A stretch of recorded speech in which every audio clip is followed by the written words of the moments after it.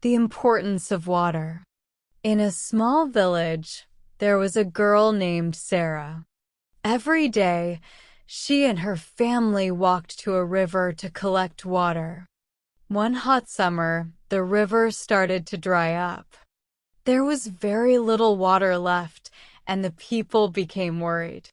Sarah's teacher taught the village children about the importance of water.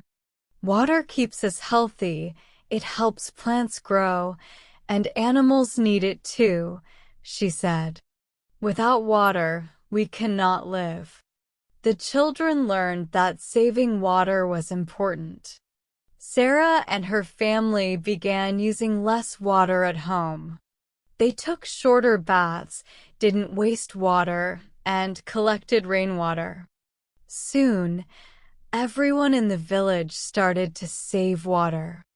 Slowly, the river began to fill up again. The plants grew, the animals drank, and the people were happy. Sarah learned that water is a gift, and we must protect it every day.